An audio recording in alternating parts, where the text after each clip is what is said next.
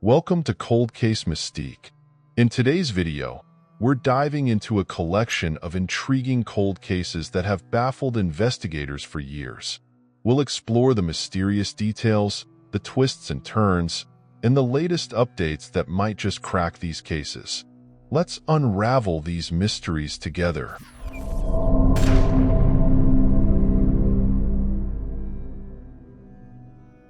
Betty Lee Jones.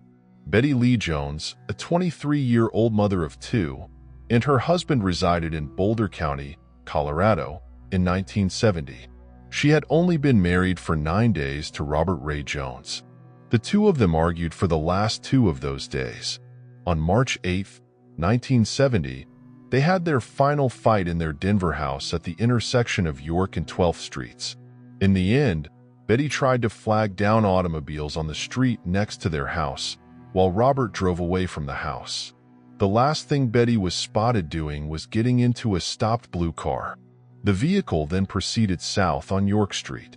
This occurred at 3:30 p.m. On March 9th, 2 employees of the Colorado Department of Transportation discovered a woman's lifeless body by the side of an embankment on Highway 128 close to the boundary between Boulder County and Jefferson County. The woman had been beaten, strangled, and bound. It didn't take long to identify her as Betty Lee Jones. Despite her last sighting getting into an unfamiliar car, suspicion landed on her husband, Robert. Her family and the police both thought Robert was to blame. The case was abandoned when the police were unable to locate the owner of the blue sedan and could not find any hard evidence connecting him to the crime. The case was revisited in 2006. After Betty's body was sampled in 1970, the Colorado Bureau of Investigation received the DNA. The generated profile was uploaded to the CODIS database. However, no matches were found. The police thought it would be a good idea to see if Betty's husband Robert's DNA matched the sample. Given that he had died in 2000, his parents were required to provide DNA samples.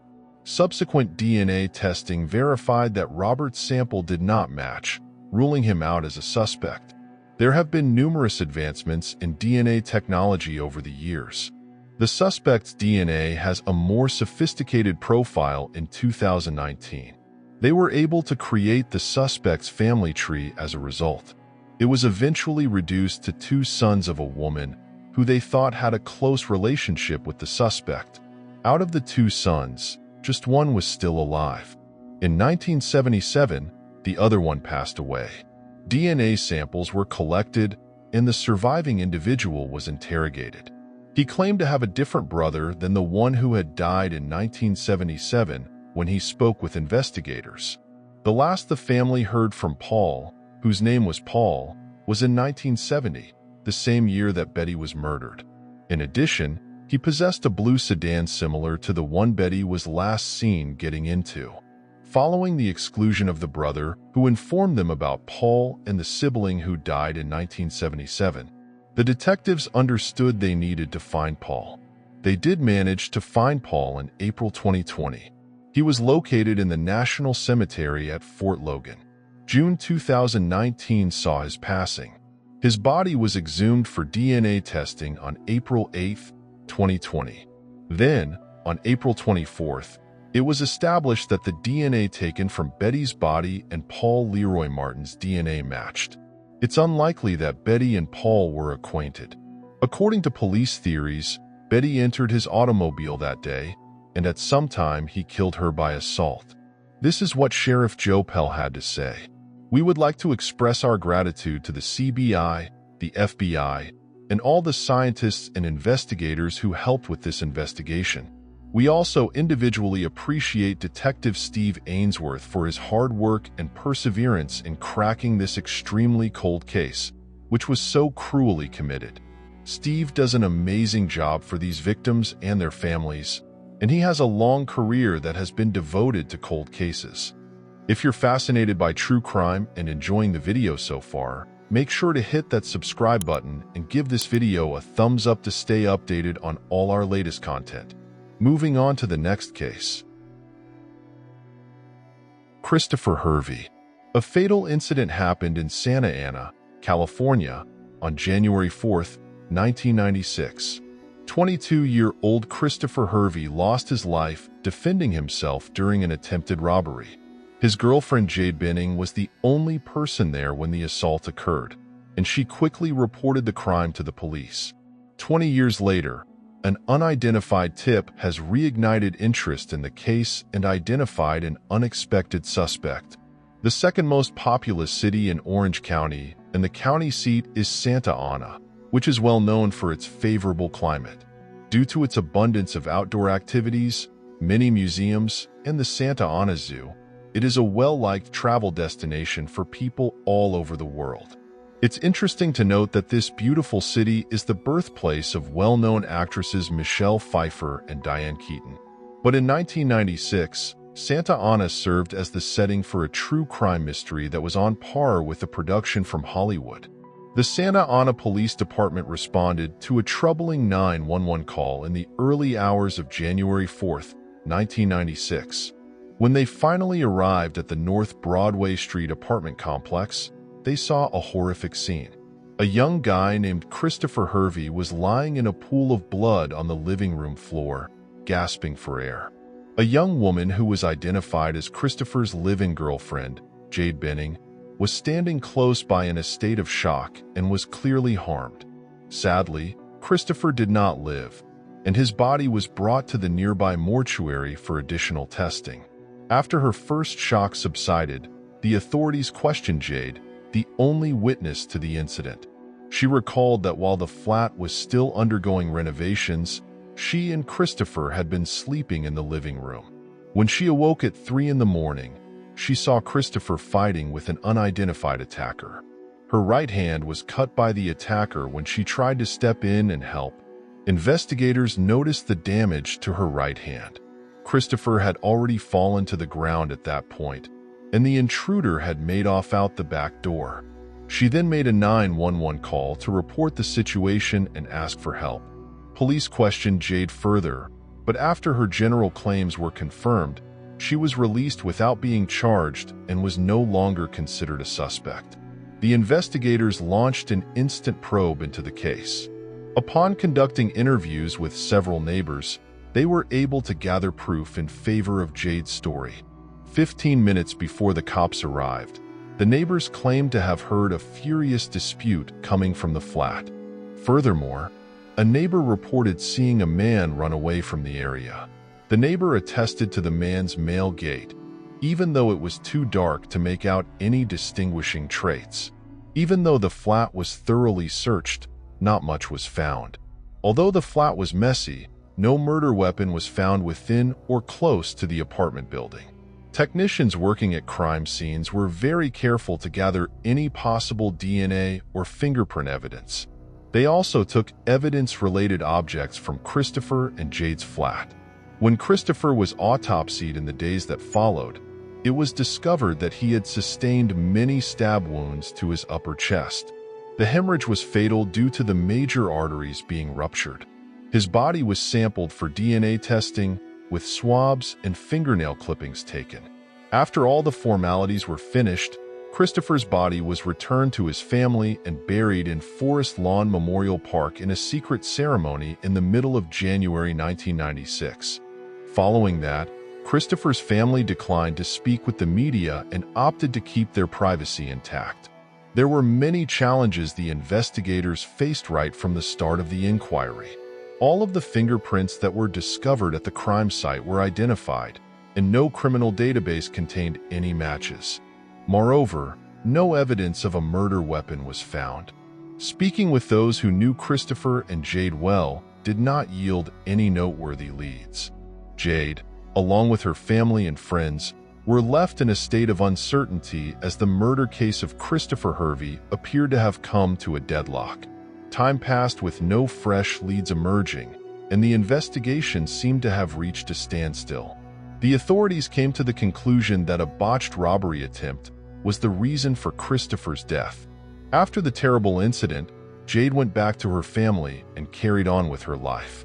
She had resided in several Californian cities throughout the years, including Arleta, Huntington Beach, Santa Ana, and Anaheim.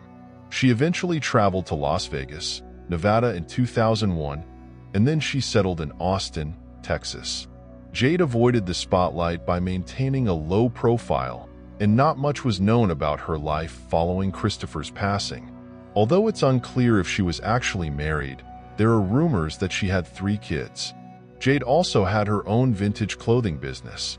It appeared as though the investigation had been closed, leaving Jade and Christopher's loved ones in a never-ending state of uncertainty. A ray of hope did, however, surface in January 2020 when the Santa Ana police received an anonymous letter that contained information that had not been made public before. This unexpected tip identified a possible suspect and provided fresh insight into the investigation. The Santa Ana Police Department's cold case detective Michael Gibbons took over the investigation, going over the evidence once more in the hopes of discovering the truth. The witness statement contained a detailed account of the crime that Gibbons and his team carefully investigated. They also carefully examined the neighborly testimonies and the DNA evidence found at the location of the crime. The investigation specifics remain under wraps, but Santa Ana Police Department investigators noted that it required a careful examination of the forensic evidence. There was also a circumstantial aspect that was investigated, albeit there is still not much information available on this.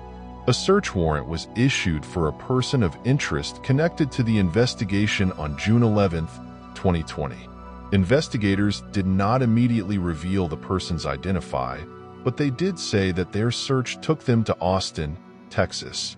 Numerous intriguing objects were seized and taken into consideration as possible proof. Investigators from the Santa Ana Police Department, the Austin Police Department, and the U.S. Marshals Lone Star Fugitive Task Team then surveilled the suspect for the following 2 years.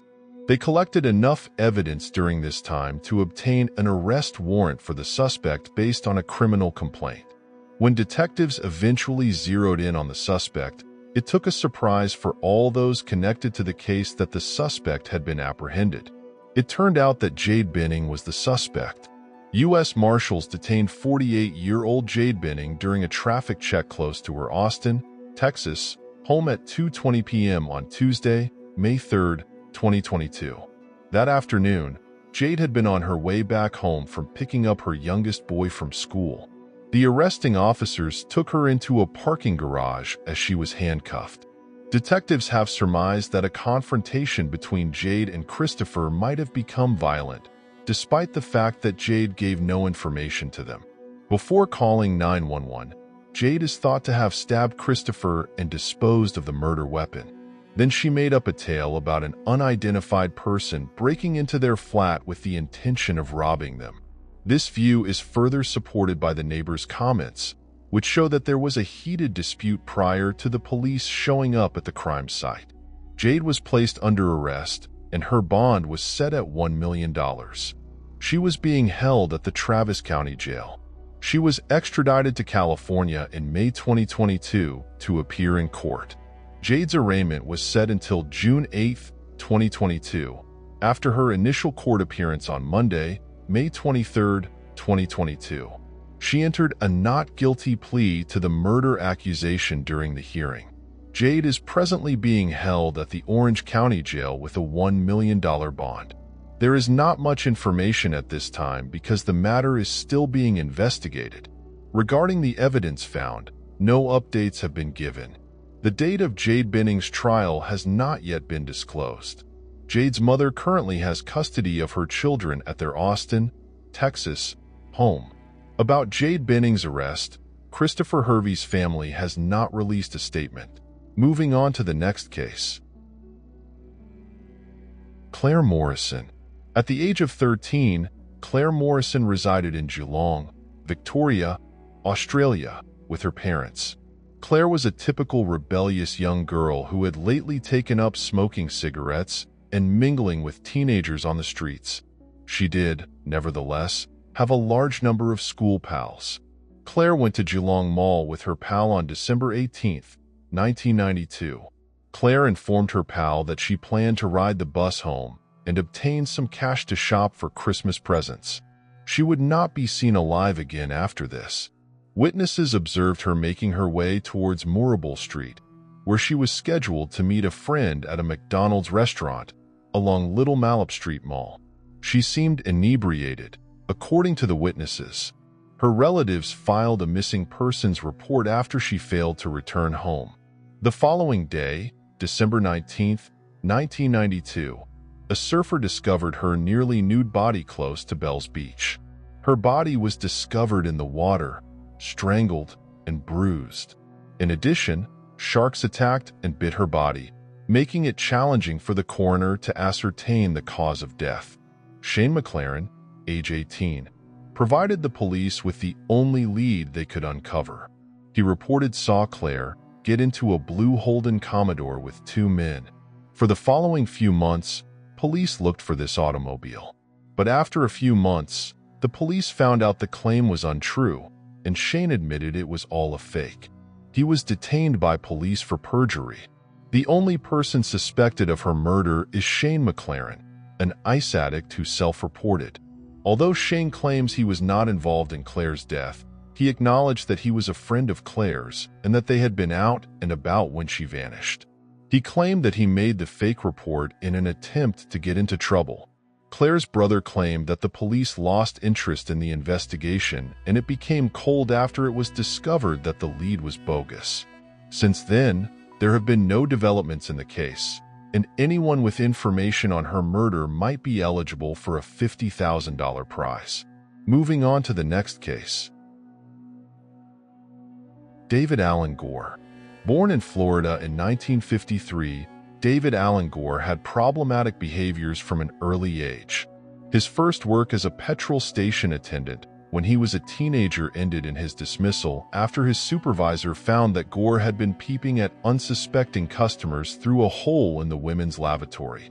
Even though he never held an official position in law enforcement, as an adult he joined the volunteer sheriff's deputy program and on multiple occasions utilized his badge to commit some of his crimes. As a murderer, Gore did not operate alone. His 1-year-old, New Jersey-born cousin Fred Waterfield was his accomplice. The media would eventually refer to the two guys as the killing cousins. Throughout the 1980s, the two operated in Florida's Vero Beach and Indian River County. On February 19, 1981, Gore and Waterfield committed their first crime when Gore showed his police badge to Ing Ling, then 17 years old, and she was persuaded inside his truck. After that, he took the youngster to her house, where he met Sien Ling, her 48-year-old mother, and concluded that she would also have to be one of their victims. Gore would subsequently confess to the authorities that he and Waterfield had sexually raped Ing and that he had tied Sien to a tree where she suffocated to death. Following their deaths, Gore and Waterfield dismembered the bodies of the two and buried the remains in oil drums. The next person the murderous cousin killed was 35-year-old California visitor Judith Daly. Almost 5 months after their first kill, on July 15th, Gore deliberately destroyed Judith's car so that it could not be driven. When Gore saw that Judith couldn't start her car and was alone and in danger, he approached her and offered to give her a ride to the closest phone. Judith agreed to the ride, feeling reassured by the police badge he was wearing. Nevertheless, Gore escorted her to a remote location where they met Waterfield rather than taking her to the phone booth as agreed. After that, the two men killed Judith and sexually raped her. The 35-year-old's body was disposed of in a marsh, according to Gore's later claims. Things took a tragic turn for Gore, though, when he tried to use his police badge to kidnap a teenage girl in the weeks after Judith's death. The plan backfired, and Gore lost his volunteer badge after the girl's father reported him for his actions to the sheriff's office. A few days later, Gore was seen by police with a weapon, handcuffs, and a police scanner in the back seat of a woman's car. After being apprehended by the police, he was charged with and found guilty of armed trespassing. Despite receiving a 5-year prison sentence, he was freed on parole in March 1983, less than 2 years after his sentencing. The following two hitchhiking girls, ages 14 and 15, were the victims of Gore and Waterfield. They began talking on May 20th, 1983. After that, Barbara and Bayer and Angelica Lavelle were brought to a remote location and subjected to sexual assault, murder, and mutilation. Two classmates at Vero Beach High School, Reagan Martin, 14, and Lynn Elliott, 17, were the last known victims of the killings of their relatives. The two girls were picked up by Waterfield and Gore on July 26, 1983, as they were hitchhiking to Abaso Beach in Indian River County. After driving them back to his parents' empty home, Gore chose to be left alone with the two girls by Waterfield. He asserted that throughout the drive, he had seen his sister, who had probably also seen the two girls they were with. Waterfield said he was going to his vehicle repair shop to make sure Gore wasn't interrupted by his sister. Gore separated the females into different rooms and attacked Lynn on a sexual basis first. He proceeded to attack Reagan while leaving her alive. But during this attack, Lynn was able to flee out the front door of the house with her hands bound behind her back. She fled the property in Gore until she stumbled and fell on the driveway. Gore recalled that I continued chasing after her until she stumbled and collapsed, at which point I cried out to her. She was trying to fight me as I was hauling her back, so I threw her to the ground. I shot her in the head at that point. Gore opened fire on Lynn twice at close range when he was in the middle of his driveway. It was only at that moment that he realized what he had done, since a teenage lad on his bike had witnessed everything. Gore and the authorities were in a 90-minute standoff after the youngster left the area and informed the police. Reagan Martin, 14, was saved when Gore was eventually taken into custody. In the attic, bound and with electrical cables wound around her legs, she was discovered. Gore was accused of first-degree murder on August 10, 1983, along with 2 counts of kidnapping and 2 counts of sexual battery. He guided authorities to the remains of 3 of his victims in December of that year. He was found guilty of first-degree murder in March 1984 and given the death penalty. After being found guilty of killing 14-year-olds Barbara and Bayer and Angelica Lavelle the next year, Waterfield was sentenced to life in prison with a minimum of 50 years. He had previously received a 15-year prison sentence after being found guilty of manslaughter for failing to prevent Lynn Elliott's death. Gore never concealed his deadly cravings over the years. He told a psychiatrist that he had a distinct personality that the devil was controlling, and he claimed to have a strong need to kill. He claimed in a sworn deposition taken during his murder prosecution that it felt like there was another control over me. I could definitely pass for 2 persons at once. I can say with certainty that at the times I did things, I was a different person than I would be at other times. He went on to say that although he didn't want to kill anyone, he had a fixation with taking other people's life. Gore was known to retain the trophies he took from his victims, in spite of his claims. Above all, he would save their hair for mementos. It was observed that he never appeared to feel regret for his deeds, despite the fact that he was known to reply to letters while inside. Rather, he repeatedly revealed to the graphic details of his misdeeds. Gore's letters, which contained graphic details, compelled Florida Governor Rick Scott to announce a specific date for Gore's execution, since he demonstrated such a lack of concern for his victims and the crimes he had perpetrated. At present, Fred Waterfield is 71 years old and incarcerated. It is reported that he still claims to be innocent. At the age of 58, David Allen Gore was put to death via lethal injection on April 12, 2012. Moving on to the next case.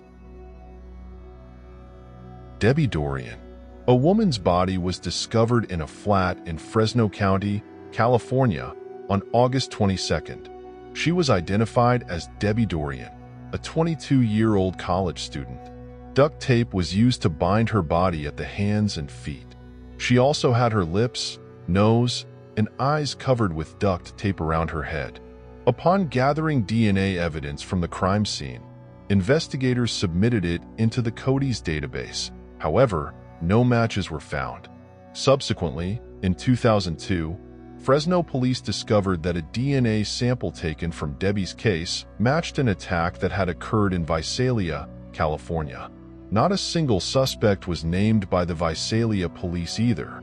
The application of genetic genealogy by the investigators in 2018 marked the case's last turning point. In genetic genealogy, unidentified DNA evidence from a crime scene is compared to publicly accessible genealogical databases that are filled with family members willing uploads of their DNA. This directed detectives to Nicky Stain, 52.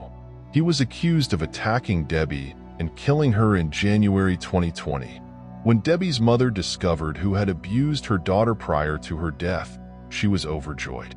She also thanked the detectives for their assistance in cracking the case. She described her daughter as a wonderful, spunky girl. You miss what she would look like, and you miss watching her wedding over the holidays. The resolution of this case took 24 years. Moving on to the next case. Ebby Stepock. Ebby Stepock, sometimes referred to as Ebby Jane by her family and classmates, was a self-reliant, diligent worker and a dependable friend. Her desire to start over and pursue a prosperous life were dashed in October 2005 when an inexplicable and unsolved murder claimed her life. Her birthplace of Little Rock, Arkansas, left everyone who knew her searching for answers under a deluge of contradicting information. This investigation of Ebby Stepock's death and the terrifying mystery in Charlemont Park aims to offer more significant reasoning based on visible evidence and situational analysis. In the Little Rock, Arkansas, suburbs on March 31, 1997, Ebby was born to Lori Jernigan and Peter Stepock. Due to her small-town upbringing, Ebby had tight relationships with all of her family members, particularly her mother, who famously remarked, "I knew when she took a breath, her first breath, that we would be close and that she would be a very special young lady." Ebby's family expanded along with her, and years later Harris, their youngest sister, joined Ebby and her older brother Trevor. The kids were close, hanging out at church or with their wonderful grandparents much of the time. The Stepock siblings were nurtured in creative circumstances and were surrounded by extremely artistic people in both their extended and intermediate families. Above all, Ebby enjoyed photography, and as she grew older, she developed a special interest in cutting-edge fashion. She rapidly turned cosmetology into a pastime, picking up the fundamentals of cosmetics application and hair styling. By the time Ebby reached high school, she had begun to think about her future and had decided she wanted to be a real estate agent in addition to a cosmetologist. In addition to her professional goals, Ebby developed empathy for her peers. She made it her mission to ensure her friends' and family's safety, going above and beyond to shield those she cared about from harm as well as from outside influences. She provided support to individuals who were stuck and encouraged a great deal of positivism in the neighborhood. In addition to her innate compassion and empathy, Hervey also possessed a strong sense of independence. As she approached maturity, she forged her own route and made choices based solely on her own knowledge and discernment, refusing to let advice from others influence her views. Ebby began to feel the effects of her intense individuality the summer before her senior year of high school. She transferred to Little Rock Central because she wanted to be free of the constraints of private education. Ebby worked at a Foot Locker shoe store in McCain Mall the summer before she entered public school. At this point, Ebby's mother, who had since remarried after divorcing, began to observe changes in her daughter's behavior. She asserted that Ebby was far more combative, going against the norm of the Stepock household's established set of regulations and staying out past curfew to attend neighborhood parties. Ebby's parents were also curious as to whether the changes in her demeanor were related to her recent relationship. She had moved in with a new partner. Lori disapproved of the boy and believed he was negatively altering her daughter. In the end, Ebby's independence and the newfound family conflicts forced her to leave her parents' house and live in separate quarters with her grandparents, her elder brother Trevor, and school friends. Danielle, one of those pals, noted that Ebby had been having trouble with an unidentified problem and would often want to take long trips down the highway with music blasting in order to clear her head. Danielle said that these late-night excursions were usually beneficial, but she was never fully aware of the underlying logic. When October arrived, the start of senior year, Ebby started a pattern of chronic absenteeism, skipping class on several occasions.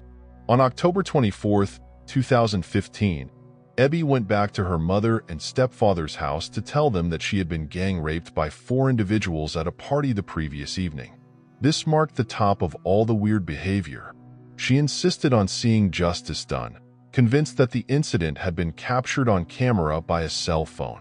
Shortly after, Ebby rushed away, perhaps seeking her own retribution on the 4 accused. She started communicating with her friends and family in an inconsistent and concerning way that made little sense. Then, on the afternoon of October 25th, Ebby gave her brother one last call, admitting that she had messed up, and she vanished from sight. After 2.5 years of disturbance following her disappearance, Ebby Stepock's remains were found in Charlemont Park in May 2018, turning her unsolved missing persons profile into a cold case including homicide. By the summer of 2015, Ebby's life has completely changed. She moves out of her parents' house, works at a Foot Locker nearby, gets into an unapproved relationship, enrolls at a public school for her senior year, and exhibits growing agitation towards her social and personal lives. Ebby continues to worry her friends and family as the leaves change color and the heat of summer gives way to the coolness of fall due to her unexplained absences from more school than she has ever attended. On Wednesday, October 21st, the pattern of truancy peaks. Danielle, Ebby's friend who has been staying with her at the time, texts Ebby to let her know she will be running late for her doctor's appointment and that it's acceptable if Ebby needs to leave a school alone. Danielle had a charter school called the Lisa Academy, and Ebby was meant to drive her there.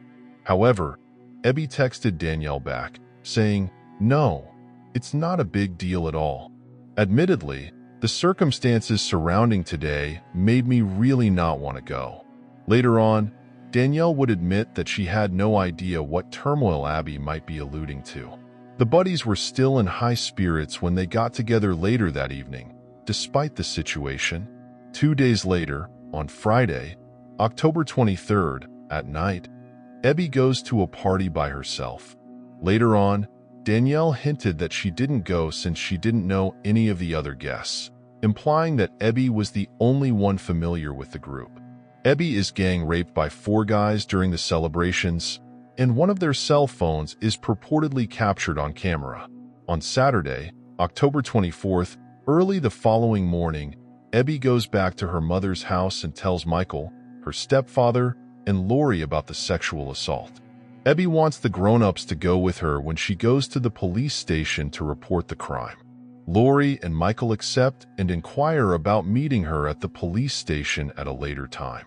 Since the morning turns into the afternoon, Ebby tells Danielle that she must stay at her older brother Trevor's residence to reassure him, since he has been concerned about her prolonged absence. But before leaving Trevor's house, Ebby goes to see her grandparents and lies in bed to watch TV. They share dinner together a bit later and then go grab frozen yogurt.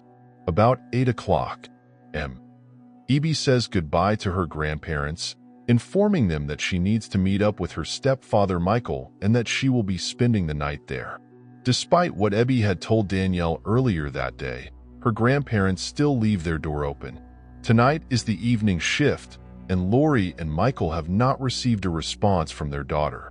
They attempted to contact her cell phone but got no answer. When Ebby searches independently for the purported mobile phone footage, Michael theorizes. According to cell phone records, Ebby texted all 4 of the males from Friday's party several times throughout this period, accusing them of rape. Ebby doesn't get in touch with her until 2 p.m. the next day. On October 25th, Sunday, when Ebby calls her brother Trevor on the phone, he says she sounds confused. Although Ebby initially claims she's outside Trevor's house, he walks outside and doesn't see his sister. After the connection breaks, he calls Ebby again and demands to know where she is. She replies that she was in her car, but she won't reveal exactly where she parked or who she was with. Then the phone clicks off and Ebby says, "I effed up." This would be the final known communication with Ebby that anyone would have. When Sunday night arrives and the sun has fallen, Ebby's parents have filed a missing persons report. Nevertheless, in accordance with departmental protocol, the police do not launch an official investigation until 12 hours have passed after her last point of contact. In the meantime, terrified, Danielle drives around the town looking for clues at all the places she and Ebby used to hang out. 3 days later, on Wednesday, October 28th, a security officer watching a nearby parking lot near a forested section of Charlemagne Park, a neighborhood recreation area in Little Rock, finds Abby's 2003 Volkswagen Passat. On October 30th, law enforcement arrives to seize the Volkswagen when it remains in the same spot for 2 days. The inquiry is ongoing when they establish Ebby's ownership, discover an empty petrol tank, a dead battery, the key in the ignition and Ebby's phone, wallet, and contact lenses stowed in the front seats. After a few days, while looking for information on their own, Ebby's close friend Kaylee and her mother Margie Foley discover a foul stench of decay coming from a sewage drain next to Charlemagne Park. When the case's detectives eventually return to the scene following several complaints to the Little Rock Police Department, they disregarded the Foleys' claims that their cadaver dogs would have detected any signs of human decomposition because they had already conducted a thorough search of the area. The Foleys are forced away because they believe the stench to be that of an animal. Ebby's family releases a plea in November of that year asking for help in finding her and offering a $3,000 incentive for any necessary expenses. As volunteer activity picks up steam, search and rescue missions scour the forests close to Markham Street and Bowman Road in April 2016. Nothing noteworthy was discovered. 5 months later, in November 2016, authorities scoured Charlemont Park for 3 days straight again, but they were unsuccessful. Following the authorities' May 2017 theory that the case is most likely a homicide, the Stepock family increased the prize for information to $50,000 a month later. The Stepock family takes on T as a second private investigator in October of that year. J. Ward, who was involved in the well-known Natalie Holloway Aruba case. They acquired a global fan base when a few weeks later, in December 2017, Phil conducts interviews with Lori and Trevor. When bone remains from a drainage pipe are discovered after another search at Charlemagne Park in May 2018, investigators make a significant breakthrough. Police send the bones for testing right away, and it is soon determined that they are, in fact, Ebby Stepock's remains. 3 years after Ebby vanished, in October 2018, law enforcement said that the medical examiner had determined the preliminary cause of death for Ebby. However, no further information or the COD result was disclosed, since the case remained under investigation as a homicide. No more updates would be provided as of right now. Police continue to encourage anyone with knowledge to come forward, though. In the broad context of Ebby Stepock's case, it is challenging to identify any significant hints or well-considered leads. But, when examined closely, one area of the evidence bank may hold the key to understanding both who Ebby was in contact with prior to her disappearance and how the initial investigation was tainted by contradictions. Answers could be found in the phone logs, a string of texts that Abby sent from her own mobile phone to the phones of several of the males implicated in a sexual assault at the party on Friday, October 23rd, was the first concrete sign that anything was awry just before she vanished. Monty Vickers, the Stepock family's first private investigator, was able to collect these texts. According to the victims, Ebby was direct in her messages, threatening to contact the police. These texts may indicate a much deeper significance, regardless of whether she was scaring the men into participating or just threatening to erase the purported film. They may easily fall on Sunday, the 25th, the day of Ebby's last phone conversation with her brother. If Ebby had texted the four men and they had responded in a menacing way, she might have been afraid of reprisals or worse. That's why she says she made a mistake just before the phone cuts off. The approximate locations of the interactions cannot be determined because the police, regrettably, never checked the towers with these communications pinged. Nor did they look into the messages or the last phone call. The ping data may never be gathered and examined, but Ebby's footprints and her cell phone records may provide incredibly useful information. The two enigmatic phone calls made from Ebby's phone to the Little Rock Police Department late on Saturday night, October 24th, are the second perplexing and suspicious oddity from the mobile phone documents.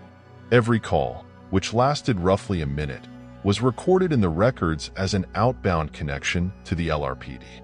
The most confusing thing of all is that the Little Rock Police Department has not recorded any of the two calls, even though the Stepock family believes they were Ebby's initial and follow-up attempts to notify them of the rape from the night before. Officers informed the mother they did not have a record of those calls, according to reporter Jenny Monk, not even a handwritten note about a young woman being raped. The seconds spent on the phone are not tracked in the call log.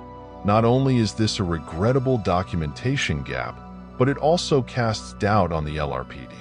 How come calls that come in repeatedly from the same individual saying they have been sexually attacked go unanswered? If the calls weren't about the rape, Ebby was calling to voice concerns about her uncertain and present circumstances. Why didn't the dispatcher notify the authorities? Worse, maybe they thought it was a case of a boy crying wolf. Ebby's cell phone records, however, remain largely unexplained in the absence of evidence that the calls were authentic from the LRPD. It's unclear why she called and what she said, but at the absolute least, it raises severe questions about the investigation's overall conduct and the public's waning faith in the first officers who took on Ebby's mishandled case. There were a lot of theories early in the inquiry, when Ebby was still listed as missing rather than a victim of homicide, about where she could have gone and whether or not she had departed on her own initiative. Those theories are now moot in light of the few information we presently possess on her death and likely murder. However, there are other places on the internet that question if Ebby's demise was due to suicide. According to these views, Ebby's disoriented behavior when speaking with her brother Trevor on the phone may have been caused by a mental breakdown the day before she vanished. Trapped and exhausted, she parked near Charlemagne Park and crawled into the sewage drain pipe to either hide from her pursuers or unwind. Then, her environment would have caused her to die. Though these arguments are absolutely unlikely, one must consider that suicide would not have been possible in the cramped location. There was no blood trail or weaponry in the vicinity, and the temperature was not low enough to cause hypothermia. Additionally, it defies logic to think that dehydration or starvation were factors, since Ebby would not have chosen to remain down there long enough to perish from them. If Ebby had become stuck in any way, shouting or calling out would have alerted someone to her situation. Perhaps the security guard or search and rescue personnel. Suicide is ruled out as a possible cause of Ebby's death in the absence of any proof or logical explanation. It is now more important to determine who murdered Ebby than whether she was murdered, as authorities have declared the death to be a homicide. A well-known theory put forth by case supporters is that a serial killer may be involved. After closely examining recent homicide and criminal history records in Arkansas, no possible serialist patterns could be found that would provide an explanation for Ebby's death. It cannot, however, be totally ruled out in light of potential future discoveries or breakthroughs, given the dearth of suspects and unpredictable nature of serial murderer discovery. In a related vein, a lot of the residents infrequently question whether gang activity was involved in the case. Regrettably, Little Rock has gained notoriety in recent years for the criminal activities of gangs and their members. Little Rock gangs have a history of committing assault, murder, and trafficking in drugs and prostitution. If Ebby had been connected with the wrong crowd that day, or in the months preceding October 25th, When she was showing dramatic shifts in attitude and personality, it might have resulted in a small rock gang seizing power. Ebby might have been inadvertently straying too far into that area of the city while doing drug or alcohol experiments. It might also provide additional context for her phone conversation with Trevor when she claimed, "I messed up." Perhaps it was not only a reference to that particular incident, but rather a series of moments that led Ebby to spiral into an unfixable position. The most popular, implausible idea, on the other hand, describes a potential murderous plot by one, many, or all of the 4 men who were charged with her sexual assault on Friday, October 23rd. The 4 guys had a clear motivation for manslaughter and were the last persons Ebby had spoken to outside of her family, regardless of whether they belonged to a gang or other associated group. If Ebby had known there was video proof and the men were guilty of rape, they would have wanted her to remain silent. Based on the family memories and her own 2013 Twitter account, it appears that Ebby was not hesitant to voice her opinions and express her dissatisfaction. They could have responded to the possibility of legal repercussions by taking measures to silence her after she sent them many texts outlining her awareness of the crime and her intention to report it to the police. It should be noted that lead detectives at the LRPD ruled out the 4 guys as suspects in 2017 before Ebby's remains were discovered and refused to identify them. Up until the bones were discovered in Charlemagne Park a year later, the 4 men's identities remained unknown. However, a Reddit rumor purporting to have sources close to the situation states that one of the 4 men is the son of a police officer. The police said the accused would once again be considered as points of interest within their identities. We cannot definitively rule out the idea that something is real, but we also cannot rule it out. It adds considerably more mystery to the final theory, assuming it is accurate at all.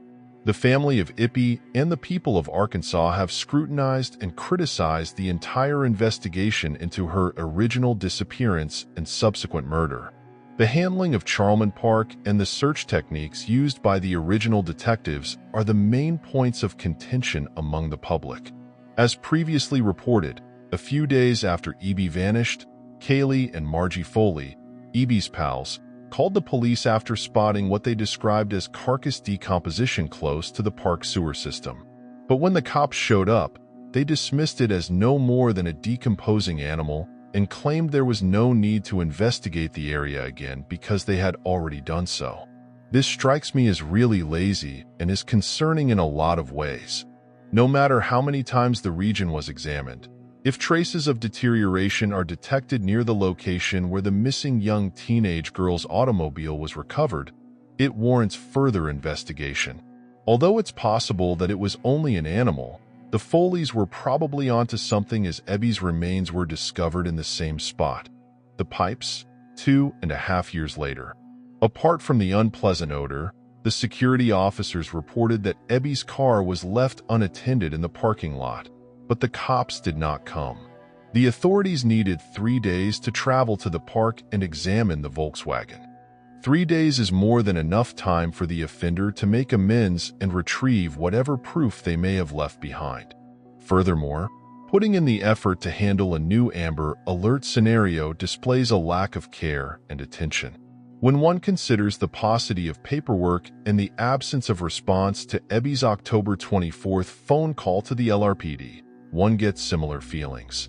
Since then, they've notified reporters that they've erased their bank of 9 one-on-one call records from October 2015, which again doesn't seem like a coincidence. Numerous law enforcement agencies across maintain a record of their 911 calls for an extended period, if not preserving the complete audio recordings. More grievances directed towards the initial investigators draw attention to the fact that important participants in the case were not interviewed. The last people to see Ebby, her grandparents, were not interviewed for a full 1.5 years following her abduction. Furthermore, nobody on the case approached the security officer who discovered Ebby's car for an official questioning until a few months after the incident, when Monty Vickers, the first private investigator, conducted an interview with him. In fact, The security guard told Vickers that he had video from his car that showed Ebby seeing an unknown male in the same parking lot where her car was parked several times. It's sad that these videotapes were old and removed before Ebby disappeared, but it's still incomprehensible why the initial investigators on the case declined to speak with the security officer who had such fascinating and important information. Unfortunately, not much else is known about the guard or the enigmatic individual from the parking lot. All we can hope is that the detectives working on Ebby's case now take all of these factors into account and have gone back to look at the warning signs that concerned bystanders have pointed out. The issue is particularly perplexing because there are very little published details or records available for public review. It makes perfect sense on the one hand. In order to protect the victim and their family and prevent the offender from getting an advantage, law enforcement rarely releases information on active homicide cases. As a result, the case is still under investigation. However, it also causes a rift in local conspiracy theories and conjecture. The internet's volatility helps propagate rumors, such as the police chief's son being involved, but it does more harm than good to be unable to verify or refute any stories or thoughts. From here, we assume that when Ebby left her grandparents' house on Saturday, October 24th, she did so with brave intentions. She was not willing to tolerate the aggressive behavior of her four attackers, and she stood up for herself when she called the Little Rock Police Department and got no help. According to Ebby's mother, Lori, Ebby never kept secrets if doing so would jeopardize someone else's safety, and in this instance, she wasn't willing to stand by and let that exact thing to happen to herself. She threatened legal action against a few of the attackers and messages, revealing that she was aware of the video evidence.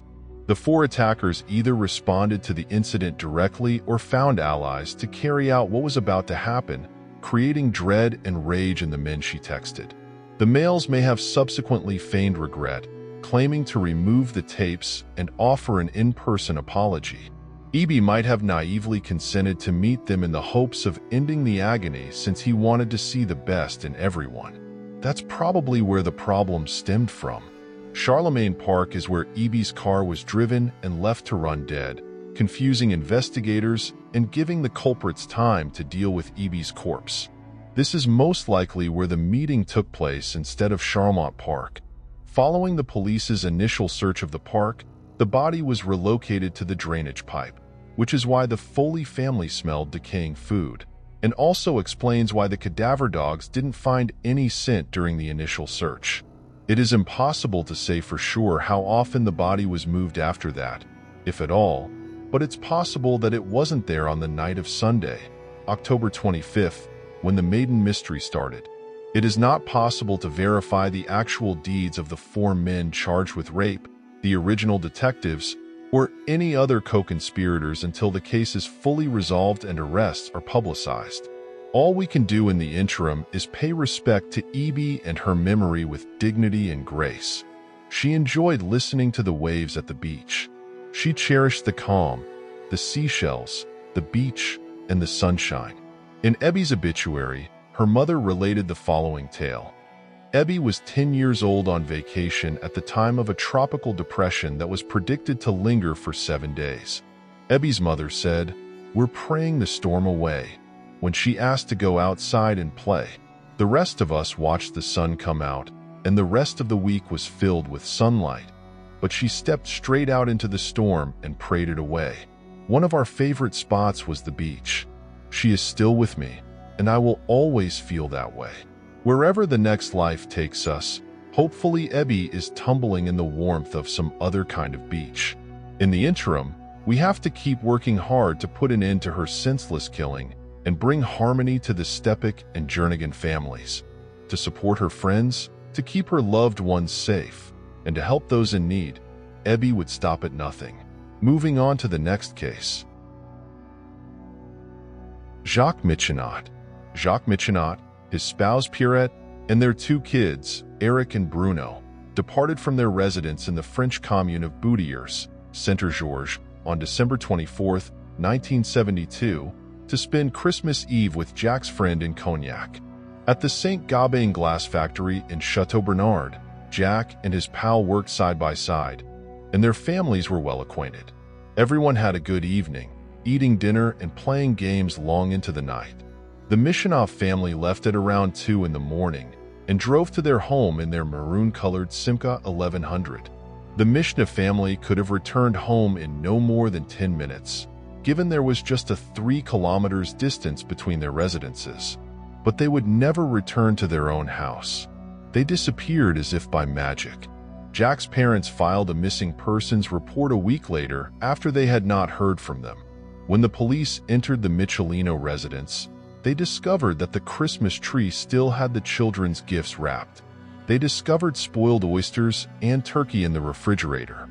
The checkbook, which was left on the coffee table and suggests the family never came back, was among all of their possessions that were left at the residence. Authorities conducted a thorough search.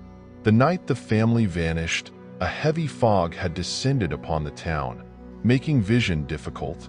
Police thought the car might have swerved and crashed into the sea because of the weather. Divers explored every river and pond in the area in great detail. Police and volunteers conducted a thorough on-foot search without success, while helicopters scanned the surrounding region for any indication of the vehicle or tar footprints. Shortly after the search was concluded, there was a word that Pierrette, Jacques' wife, was having an affair and was considering divorcing him. Jacques' brother attested to the fact that his brother had disclosed the affair to both him and a colleague. Nevertheless, there's no proof that this is connected to their disappearance. The family appeared content, and nothing about their actions on Christmas Eve looked out of the ordinary, according to Jacques' friend and Cognac. The day before, the Michinot family had gone shopping together as well. Sonar was used in 2011 to search the Sharon River, and it was then dredged for kilometers. Large-scale excavations were also conducted in Cognac and the neighboring areas, but the family's remains were never discovered. 20 miles from Boutiers, on the border of Courceraque-Wood near Mesa, human remains belonging to an adult and a kid were discovered in 2012. However, a DNA test showed that the bones were not Michinot's.